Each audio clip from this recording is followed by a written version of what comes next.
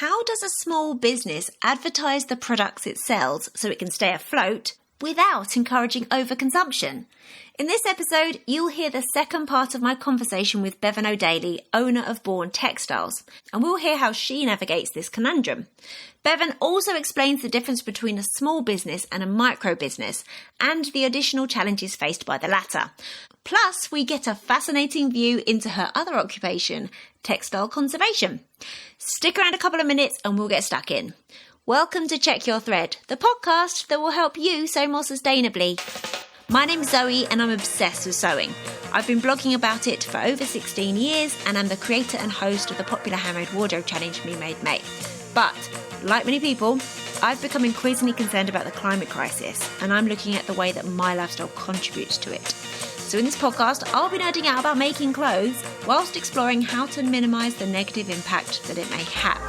I really hope you'll join me in this journey. Hi lovely one, how's it going? Thank you for tuning into the podcast today. I'm going to make this intro super quick today because it's my last chance to get stuff done whilst my kids are still at school because they're off next week for half term. I plan to basically do no podcast related work next week, but I've been working extra hard to make sure that it doesn't affect your listening pleasure, so expect an episode as normal next week. I want to say massive thanks this week to Rosanna for signing up to support the podcast via Patreon. I am really grateful. If you enjoy this podcast and appreciate its ad-free nature, and you feel you wouldn't miss the price of a cup of coffee each month, then please consider signing up to support the podcast. In return, you'll get a sense of comfort in knowing you're helping to shore up the future of this podcast, plus you'll get access to the lovely, warm and welcoming Check Your Thread Patreon community. You can jump onto the monthly Mending Meetup Zoom calls if you wish. You can hang out with the other patrons in the community chat spaces, and you'll get lots of sneaky peeks and behind the scenes updates. To get a sense of what's going on, head to patreon.com/checkyourthread. And if you'd like to get more involved, you can sign up there as well. I say the price of a cup of coffee because that's the average amount people usually sign up for, but the amount is actually entirely up to you. So thanks for considering that. Let's get into today's episode. This is the second part of my conversation with the wonderful Bevan O'Daly, owner of Bawn Textiles. I absolutely loved talking to Bevan, and I'm so grateful to her for being so open and honest about where she's at with her business. The struggles, the wins, the challenges, the plans, the lot. If you haven't heard last week's episode yet, which was episode 156, I'd definitely put this one on pause and go and listen to that one first. As always, there are links and pics in the show notes on the website checkyourthread.com. So until next week, take care of yourself and your loved ones. Make sure you're giving yourself a rest from time to time. And enjoy. So tell me about, you said you do some work. Obviously, you host events and you do classes as well? Yeah, so years ago we did try and do sewing classes. But the shop just really is too small. By the time even 4 people had machines and shared an overlocker and had cutting space and ironing space. And as the shop has developed, like in the 3 years that it's been open and the stock has kind of filled the space, we've kind of added bits of furniture to store the stock. There is just no space to run workshops. So any workshops we do are kind of hand skills. So mending, knitting, embroidery, things like that. Like last night I ran a little mini banner making workshop. Things that people can easily do in a small footprint of a table or sit on their laps. And it's just a social element more than anything. But what's really nice is there's around the corner from the shop is a charity called the Deep End, or Govan Hill Baths at the Deep End. And as part of that, there's a textile studio called Rags to Riches. And they have sewing machines and classes that run in there. So there's a sewing school 2 seconds away from the shop, and then So Confident, who are also a Glasgow-based sewing school, they moved premises earlier this year to about a 10-minute drive away. So we all kind of work together. That's the other thing about Glasgow, is that there's very little headbutting in terms of competition. Everyone really is there to encourage people to do nice things, and we all work together. So we all share customers, and like Jenny in So Confident, she's got a small shop with the sewing school, but it's mostly pattern fabrics are her bag. So if you want your patterns, there you go. Yeah, I was like, if you need pattern, you go to Jenny, and Jenny gets customers. You're like, oh, I need like, I really like to need this and linen. Yeah, you need to go to Bawn. And we just we work quite well. That's perfect. I spoke to Jenny actually, and she, for the podcast, and she just gave the best pep talk to people about prioritizing their sewing. It was She's great. a Yeah. woman cheerleader. Yeah, she's great. Yeah. It was the pep talk we didn't know we needed. Oh, yeah, she's great at it. She can put a spring in your step. Yeah, that's so nice that you have that camaraderie and that support, that mutual support, because it's tough being a small business, obviously. Oh, it totally is. So in terms of that, so patron Emily left a really interesting comment that I would like to share with you. So Emily said, I work for a reuse advocacy nonprofit in the US. And my question is always about how local government can better support such small businesses. Are there regulatory barriers that get in the way of their work? And are there programs that would better support them? I'm not sure if this is relevant in Scotland as it is in the US, but would love to hear their thoughts if they have any. So this is kind of addressing more directly like some of the issues that I was trying to raise when I made the No Small Business on a Dead Planet episode, like in terms of like systemic difficulties that businesses have to endure and how that they play a greater role in the success or otherwise of a craft business like yourself compared to a few crafters deciding to work from stash for a while. So what are your thoughts on that? I mean, you've already indicated that you were able to get some funding for an employee to help push forward your net zero project. Like, Yeah. what do you find are your challenges as a small business in terms of more systemic, on a more systemic level? I think what I've learned kind of the hard way is the difference between a small business and a micro business. Interesting. Can you explain more? I think so many funding opportunities and opportunities in general they pigeonhole it into, this is great for SMEs, small, medium enterprises. I'd have to double check the numbers, but that's something with maybe 10 employees or more, 10 to 250 employees or something. So a small business, I'm trying to think, I don't know. I can't think of anything right now, but there are what we would consider a very big business can still be categorized as a small, medium enterprise. But a micro business, I think, is 10 employees or less. I stand to be corrected by anyone who wants to tell me the actual numbers. So, and I'm one person. Right. With some people that come in and out as I need them based on my other work. And if I need kind of more time away from the shop, then other people can come in on the payroll. So, and I think the problem with that is experiencing running a business as a micro business. I think the government see it as a hobby. Oh, okay. And it's not a serious business. That's so offensive. I know. I say this in a way that I try and articulate it properly. I don't go and seek a lot of funding because I really want the business to sustain itself naturally without external funding. And that's really important to me because as soon as the next thing hits the world, that funding is going to be pulled from under you. And the arts is the first thing to go always. We all know it. Also, you can spend so much time jumping through those hoops, making those applications, Totally. that can be a job in itself. Yeah, promising them an arm and a leg and then nothing happens and then the shop has to close. So I don't go and seek external funding. The net zero funding was actually offered to me. It was somebody who, I think you'd be a good fit for this. And I was like, great, thanks very much. Yes, I am. And this would be a great help. But it's not something that I'd even heard of beforehand. So I think that's the main problem. And the problem with that as a small business is that I'm classed as a business commercial full stop when it comes to energy bills and water charges and those things that I like. For example, my water bill. So in the shop there is a toilet and there is a sink. It's not a drinking water. So I bring water in big bottles from home often. So it's like fresh water. So it's not even drinking water. And my water bills are 96% standing charge. To be completely transparent, they are about £150 a quarter. Just to have a running loo that you flush once or twice a day and the shop is open 3.5 days a week. Yeah, wow. It seems a bit I think that seems bonkers because the same maybe the hairdressers will go through, or a local cafe will go through loads of water. They're paying the same standing charge, and yes, they're paying for their usage, but 96% of my bill being standing charge just seems a bit mean, and I've no heating in the shop. That's the other thing. So Oh, it's a very, like, everyone knows I complain about it, but it's one thing I do want to look into. But so if I could get funding for heating or double glazing, or but often you just don't fit the criteria because maybe the footprint of the shop is too small, or so I also learned this year through our net zero program is, your BER rating for energy efficiency in a building.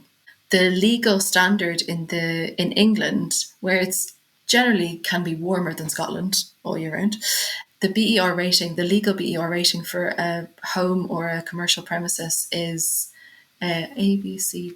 I think it's E. Is it can't be any lower than an E, and the shop is a G. oh, But there is no limit.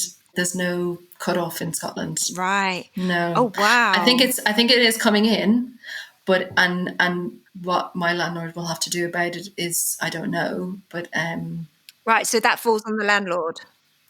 it doesn't. It's commercial lets and residential lets. The legalities are very different. Essentially, he owns the building, and I have to do everything else. Right. Okay. Okay. Good luck with that. So, what do you do in the winter? Like, what kind of heating do you have? Like one of those oil heaters, or? Yeah, we've got 2 of the oil heaters, but through our data for the net zero, we did work out that it really peaks our energy uses. So I was looking into they're like, are they called like UV panels? They heat surfaces rather than the air. So I'm hoping maybe in January. I've put a lot of investment into the shop this year, just between extending the back and including yarn. Recently got barcode scanner, and so I've barcode, and they're all, every little thing you do is a couple of £100 that you don't get to spend on stock. And so maybe in January, when I'm losing the will to live, I might invest in the heaters. And then the different, I mean, I've got 4 years left of a lease, and obviously I hope to extend it, but you don't want to put that much money into the shop fixtures and fittings if you really can't take them with you. And it's just, you kind of have to weigh up the pros and the cons with things.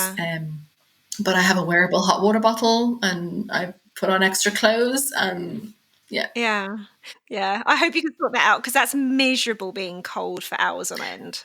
Yeah, it can get into your bones. But the more people that come through the door, the more fabric they buy, the more I stay warm. So help me out, guys. Come on, guys. Do Bevan a solid. Yeah, there's lovely, like some regular customers, they'll walk past and like, I'm coming back this way, should I get you a coffee? And I'm like, yes, please. So like there's lots of nice. Or you do someone a solid and they'll bring you a cake. And not that I need any more cake, guys. I do not need any more cake. But if you're in Glasgow and you need to pick me up, send me a message and I'll tell you where to go. Okay. Yeah. What's your coffee order, by the way, if everyone's going past? It's usually a flat white. Flat white. Sugar or no? Half a sugar. What kind of milk? Half a sugar. Anything. Okay. Not fussy. Noted. Oh, it's like there was somebody came in with a coffee one time, and then I went into the coffee shop a couple of days after, and I said, "Oh, one of your customers was in, but she didn't know you order, but we did." Oh, sweet! So that's cute. Yeah, it was sweet. That's so nice. I love that. So circling back to something we were talking about ages ago. So in the comment of the post that I made to promote the No Small Business on Dead Planet episode, you were talking about trying to approach your marketing in a way that helps your business stay afloat, obviously, but doesn't encourage overconsumption. You were talking also about when you were having those discussions in your shop and maybe discouraging people from buying stuff and they've still got loads of stuff they've not used. So that must be like such a hard balance to strike. Do you think you found that balance? That sounds really tough. It's difficult. It's just the really difficult thing of finding that. And obviously we're all kind of losing energy for social media, and it wasn't what it was 4 years ago. I used to be able to, when the shop was new and obviously we were all home with COVID, I could maybe put like, oh, I've just got this new book in, and you were guaranteed to sell like at least 4 or 5 copies within the first couple of hours, like, and now it can, and I'm totally honest, it can be absolute tumbleweed. Yeah, but unless you probably pay to promote that post. And I've done I've tested a couple of paid promotions, but I don't really think that they work. Right. So I don't know. It's hard to, but no, it is just that age old striking the balance of being like, hey, we've got this. We're just letting you know, but we're not saying you absolutely need it, and it might be nice for a gift. Yeah, you're not creating that false, that kind of panic. Sometimes we do genuinely just say, look, this is all we've got left of this, because we know that people have been in looking, but they haven't bought it, or they might go back and think about it. And because that is kind of sort of, I wouldn't say it's a business model, but we're like, well, why don't you think about it? And why don't you trial your garment first? But if the fabric all of a sudden starts to run really low, then we'll be like, hey, by the way, there's only a couple of meters left of this. And obviously then coming into the Christmas season, not that you're competing so much, but you kind of want to keep in people's minds. So you're kind of posting a bit more regularly for gift ideas or things like that. So it's just a constant battle with social media. But I also realize that a lot of my customers don't use social media. So that's where newsletters are also quite important. Yeah, so tell me about your newsletter. What's your approach with that?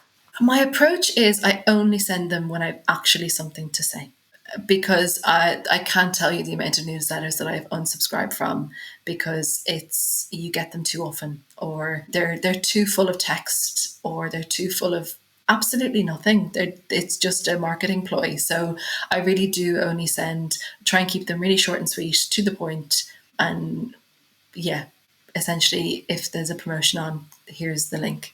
If a couple of things come in new within a week, I'll be like, here's a couple of new things.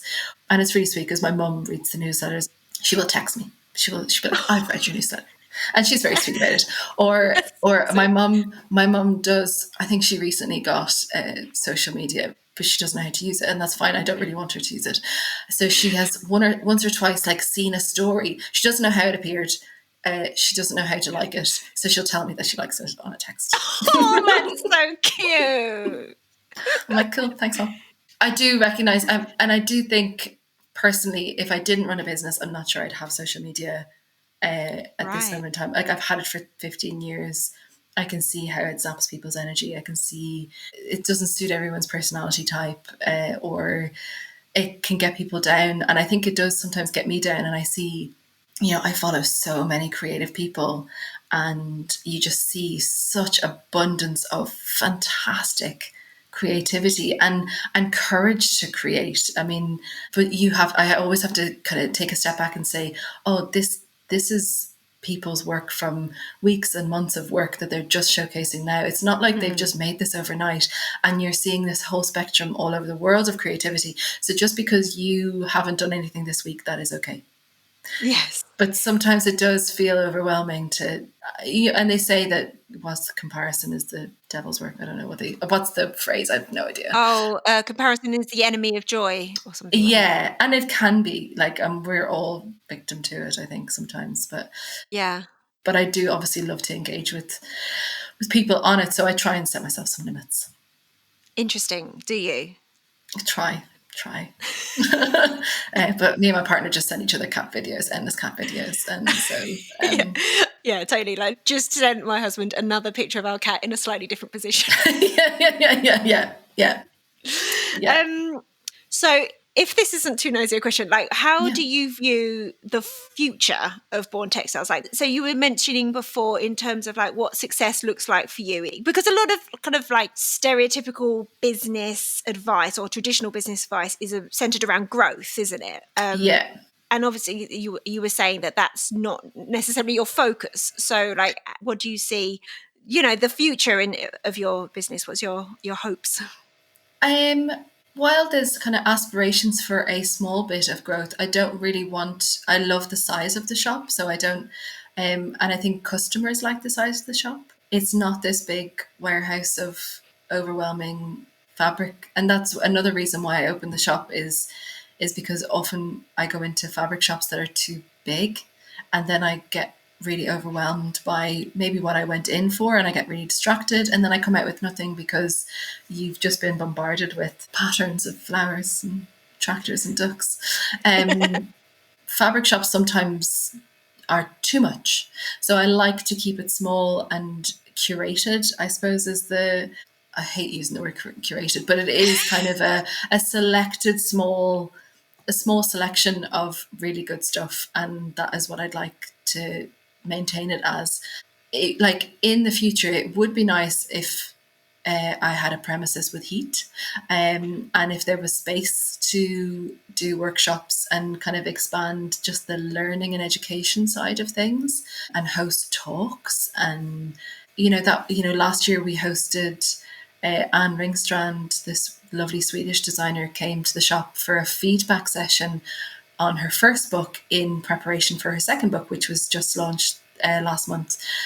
And that was lovely. So she came over from Sweden and we were all sitting around in a circle, but I think loads of people would have loved to have joined, but there was a capacity that we just can't fit. We only have 6 chairs, a bench and 2 stools, and I still have to put them all away at the end of the day. So yeah, it would be nice to have a slightly bigger shop, but like in plenty of years to come. I mean, you dream big, but you have to remain focused in the moment as well. Yeah. So in terms of staff, so you were saying that you are you, and you don't have any kind of permanent employees or paid or unpaid help. No, but actually, when I say that, I would love. So to be completely honest, sometimes the shop is lovely and busy, and there's a really steady flow of people, and sometimes it's really quiet, and I have to think of something to do. I'm like, oh shucks, now that it's quiet, I have to actually not. I just have to find something to do, and So I would love if in time the shop was at a point where there would be an extra member of staff with me, so we'd have company and we could chat and we can enjoy each other. Like it would be lovely to have an extra pair of eyes and an extra. Someone can do your social media. Well, I'm pretty protective of that actually. I think I'd keep that, but it would be lovely. Like I'm quite a slow sewer. So we have a sample rail in the shop, which people who've worked in the shop before have helped put the samples, sewn up some of the samples, which has been a big help, because often I'm so busy doing all the admin things, I don't often get a chance to make the samples, or I certainly don't make them quick enough. Or, there's been loads of patterns that have come through in the last couple of months. Have I made any of them? No, I'm way behind. So what pattern brands do you stock? So we stock the assembly line, Merchant and Mills. Not all of them. We used to stock paper cut, but we stopped when they stopped selling the paper ones for a while. But they've gone back. So we might swap a few things in and out next year, and then we sell books. So like the Brigitte Hammerson Zero Waste book, I cannot keep that in stock, and the Anne Ringstrand books I also struggle to keep in stock. They sell really, really well. Visible Mending by Flora Collingwood Norris. She created a beautiful book on darning and Swiss darning that I have sent copies all over the world. So yeah, it's a combination, and obviously like people have a backlog of patterns, but also I do want to mention in terms of going back to circularity, this year we also introduced through the net zero, I suppose, brainstorming what we can be doing to keep the shop more circular, the economy more circular.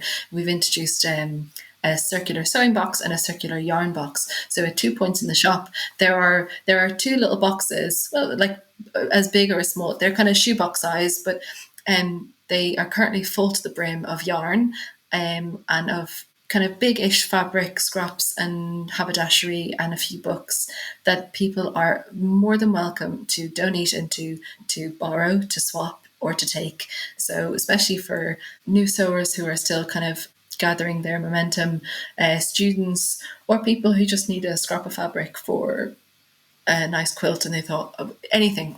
I try not to get too involved in the circular boxes because it's a community-led focus. So it's a really nice initiative. I'd get really involved. I'd be like, what are you making? Tell me everything. Well, and I had a lovely most likely mother and daughter in Saturday, and the daughter had maybe under 10, or maybe that age. And she had gotten a sewing machine and she was still working out how to do things. And she had found the circular box, and she asked if I could cut her smaller pieces of fabric from the fabric that was in the circular box, because she didn't want to take biggish pieces. I was like, you just take them and enjoy making all the scrunchies in the world. But she was really sweet. She was like, are you sure? And I'm like, yeah, it's fine. It's a pay it forward kind of system, which is nice. That's so nice. So where did you get the idea for that? I think Sammy and I just, I don't know, we just kind of came up with it. It reminds me of those like free libraries, that people have or that have in parks. Absolutely, and it is kind of like that. And obviously people can donate haberdashery and things into charity shops, and that's great. But sometimes it's nice to drop them into a place where you know that the customer base is already in search of those things. Absolutely. Yeah. And it's not going to, things do not sit around for long. Yeah, that's so nice. It's completely, because often charity shops, they don't even have a craft section, or if there's not somebody craft-minded who volunteers there or works there, then they might be like, I don't know what this is, chuck it in the recycling. Like, oh. Yeah, absolutely. So in terms of you and your crafting, you said you're a slow sewer. Tell me about your relationship to sewing and craft. How did it, have you been doing it a long time? And then also I want to hear about your conservatory? Conservation. Yeah. Well, so I'll cut this really short, but my mum is really sporty and is not creative at all. And my brother is quite creative. And we used to drive her mad because we would sometimes be like, oh, Mum, I'm thinking of taking up golf. And she's like, oh, really? And we're like, no. No. Like, oh, Mum, you're taking up hockey. You played hockey. She's like, yeah, like I've got all. No, I'm only kidding on. Oh, I'm going to go and knit. Yeah. And so I think I've turned my hand at nearly everything at this point. And I'd be like, I went through a bobbin lace making couple of years where I made lace, and my mum would come in. She's like, oh, I'd eat it. And I'm like, what does that even mean? What does that mean? I think she'd rather eat her hand than, or rather eat it than make it. Thanks for the support, Mum. I know, she doesn't get it. But my dad's mum was really creative. And I remember her but I remember her as a very elderly lady sitting in a corner. So I don't remember her in her heyday of making, but I do remember one of my early memories is, sounds a bit morbid, but of her funeral and all her grandchildren. We did a procession of all her some of her handmade things that we left on the altar. Well, oh, amazing. And I remember really vividly carrying my uncle telling me how to carry this beautiful pair of kind of sheepskin moccasin slippers that she had made. But anyway, so my first sewing machine, I think when I was in my teens, my dad came home. I don't think I'd ever mentioned a sewing machine, but my dad came home. He was helping his two aunts. His two aunts lived together, and I think one of them had passed and one of them was going into a nursing home, and they were helping clear out their house. And he came home with one of these big old Singer take your arm off sewing machines. It was one of the old ones that had a motor. Obviously, some other time put a motor on the back, but it didn't have a plug. I had to take a light bulb out of a lamp and twist it into like a lamp. Is that a thing? Well, it worked. It worked for quite a while, and then I got it. Terrifying. It was, and then I got it serviced by a local gentleman, and he rewired it. And I mean, I had that machine for definitely a couple of years until I got my first kind of white sewing machine. A white one. A white one. Is that a brand? Lidl's Middle Aisle Singer, and that I had for years, which was great because I didn't grow up in a household that knew how to sew. And me and my brother, like my immediate family lived in Dublin, whereas all of our relatives lived outside of Dublin. And I went to quite academic schools where kind of creativity wasn't really at the forefront of our learning. So I was kind of more self-taught and self-driven, but I was mostly interested in hand skills. So embroidery, hand sewing, knitting, drawing, sculpture. I honestly, I can turn my hand to a lot of things. So the machine didn't really get used all that much. And I went to art school, spent 4 years at art school.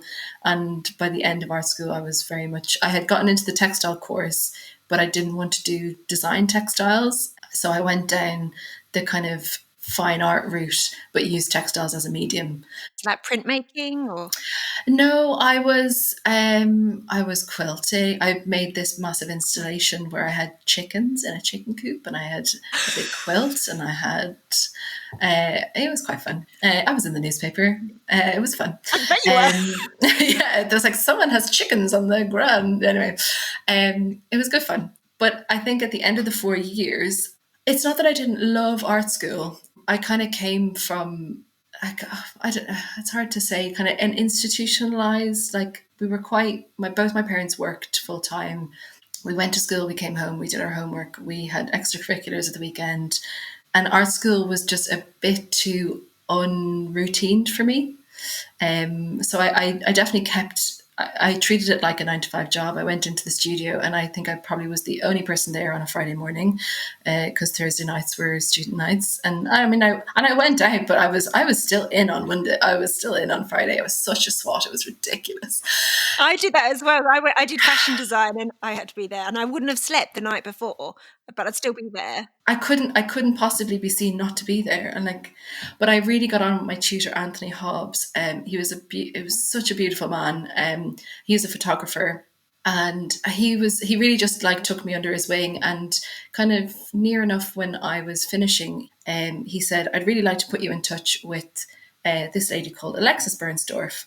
Alexis is the daughter of a very well-known Irish artist, painter, and kind of painting restorer called Anne Bernsdorf.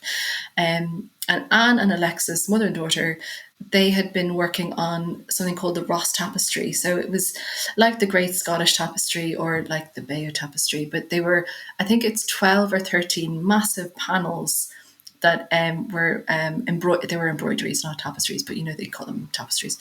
That they were massive, beautiful embroideries called the Ross Tapestry. The Ross Tapestry that depicted the Norman invasion into Ireland. But it was Anne, the mother, who had painted the cartoons of these, and then Alexis was the artistic director of the embroidery. But it was all a community. So there was one panel was in one town, and another one was in somebody's front room, and one night or 2 nights a week people would come together. So I volunteered on that, but Alexis was also a textile restorer. So I used to travel down the country one day a week just to kind of shadow her and work with her. And that's how I got in contact with somebody who was on the board of the Castletown Foundation, which is a beautiful estate that's owned by the Office of Public Works, which is like the Irish National Trust, but it's state owned. So Castletown House is this beautiful, beautiful estate just outside of Dublin. It's in Kildare, technically in Selbridge. Anyway, I got my first kind of preventive conservation job there through a maternity cover. So I was going around the house, and I was first of all doing a deep clean. So when they say putting the house to bed. So when the house is open to the public for tours during the year, but it's closed for the winter months. But you deep clean the house. So you put the house to bed. So you dust everything, and then you cover it. So you see in the films when the family go back to the estate for the summer months, and all these white sheets are everywhere. Museum, houses still do that. Does when happen. You close. Yeah, because you want the furniture to rest, and you don't want to get it all light damaged, and so you're checking for moths, and you're checking the humidity levels and the dust levels. So that was my first kind of real conservation job. And I did that, and I got experience. And then I was also did some work experience for the Chester Beatty Library and the National Museum of Ireland. I helped install a costume exhibition. And that was all in the lead up to applying to go to Glasgow University to study textile conservation. So it's a 2-year master's. So I was 3 years between graduating from art school to starting in Glasgow. I spent 3 years part-time working in a lovely haberdashery. It's like chain of, I think it's 14 stores in Ireland called Home Focus or Hickeys. And I remember as a child going to buy fabric from my sewing machine in there. So I worked there for 3 years part-time, and with the other part-time I was getting experience in conservation and kind of just asking people if I can go and help them with different projects and things. So that was a great 3 years. And then I moved to Glasgow and did my 2 year study, which was really, really, really difficult. And after that, I spent a year in Norfolk, where I was working in the textile studio there, which is attached to the Blickling estate. But I was hired to help the team finish the conservation of the Spangled Bed, which is in Knoll House in Kent. So I was mainly doing the tester, so the roof of the bed. It was an amazing experience, and I loved living down there. But then I came back to Glasgow and worked at the Burrell collection. I did nearly 3 years of tapestry conservation for the Burrell. And then in the last two or more years, I've been working on and off for Paisley Museum, conserving a lot of their Paisley shawls, but also their ethnographic collection, because that museum has been closed for a number of years and is due to reopen next year. And I'm currently just finished working on a project of embroidered textiles from around the National Trust for Scotland, which at the end of October this year, there's a lovely exhibition that will be in the Dovecot in Edinburgh. I wear two hats, essentially. So what are the tools of conservation? Like, what do you use?